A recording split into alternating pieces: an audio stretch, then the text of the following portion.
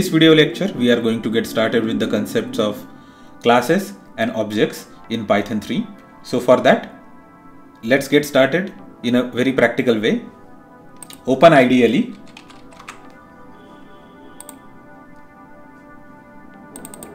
Create a new file. Save the new file.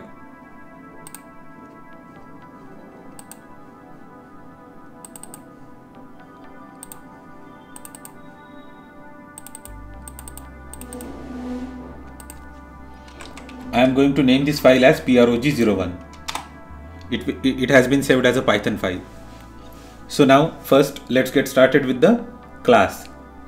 In order to create a class, you just need to type class and the name of the class that we are going to create. So for our example, we are going to emulate a real life object in our program. So let's write a class for point.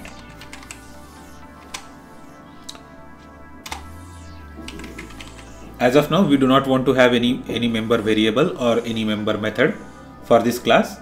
So we just want to define a skeleton of a class which does not have any sort of member. So this is the simplest way we can define a class. Class space point colon, and in the next line we are typing pass with indentation.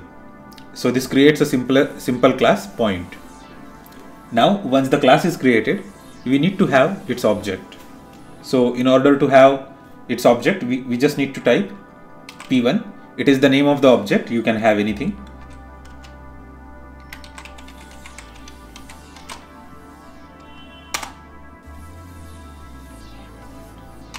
So as I have already told you, in place of p1 we can have anything.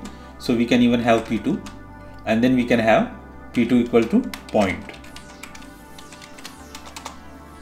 So now we have created the object. So object is nothing but a variable of a class whose data type, object is nothing but an instance of a class. So object is a variable whose data type is class. So basically we can now perform a simple task on this object. As of now, we can just print the details about that object with print p1. Same way we can print p2. Now let's execute this program. In the menu, click on the run and then run module. So once the program executes, you will find this output. So you will be able to see the address of the object in the memory. So it says main.point object at some address. So this is the address of that object in memory.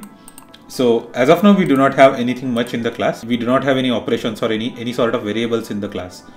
That's why we can all we can do is just print the type of print the information about the objects of a class. In the next video, we are going to see how to add member variables to the class.